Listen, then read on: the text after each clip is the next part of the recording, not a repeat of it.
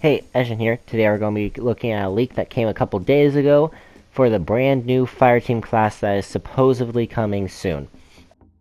So here it is, the OWLF Operative. Let's start with breaking down his passives and his stats. He's going to have a thermal suit passive as well as Yaoja damage resistance. I imagine it's going to be exactly the same as OWLF trained, which means putting thick skin and OWLF trained on him, he's going to be pretty tanky. And at normal movement speed. As for his thermal suit passive, unless it stacks with a certain other perk, I don't think it's going to be very good. Because we already have it as a perk, and it's one of the worst perks in the game. No one uses Ice Cold. All it does is make you go from a yellow to a cyan color. And we all know cyan is sus. The only way I can see this actually being useful is if it stacks with Ice Cold and you actually become invisible to the Predator. Now there are still other issues with this, one being that there's still target isolation, which can be reasonably assumed it still works against him. And then there's also the fact that even when you're modded up, the Predator still gets a red icon above your head of where you are when in heat vision. So if those two things still work on him, it's kind of a pointless passive. Like, at best, he can't notice you in an off glance. Maybe this has some sort of effect with Last Man Standing. That is a possibility.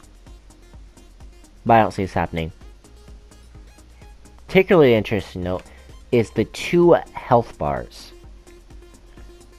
That's interesting. We don't have a class right now that has 2 health bars, or 2 in the bar stats. We do have the Recon, which shows it, but he has the same health as the Scout, which only has 1 bar.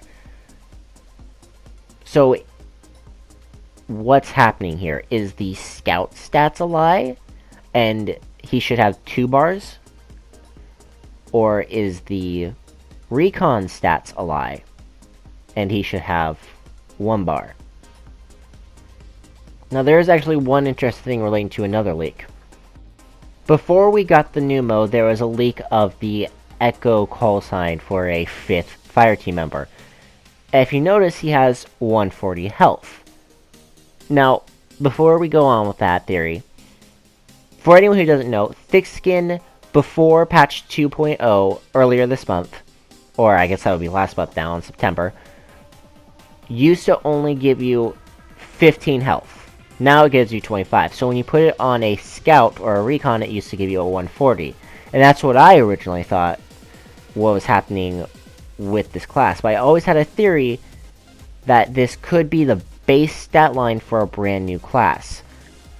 It looks like the OWLF Operative might have that health.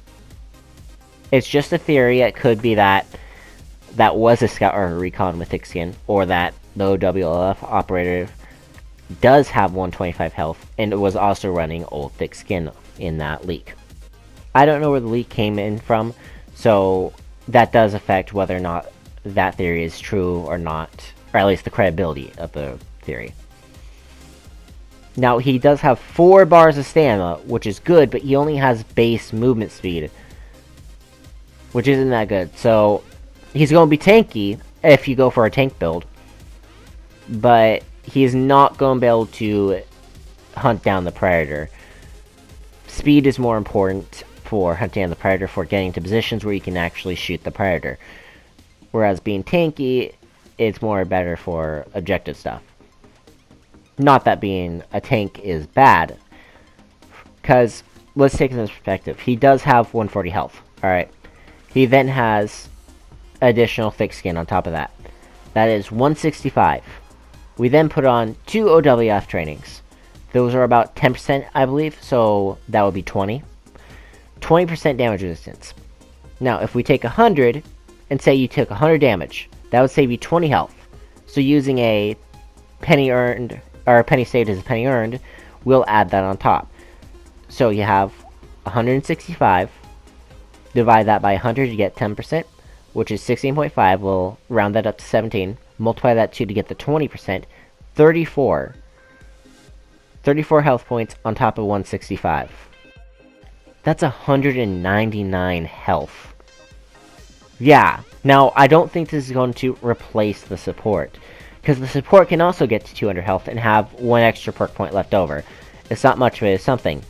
He also has his passives that he still has, because Thermal Suit, I believe it's not going to be that useful.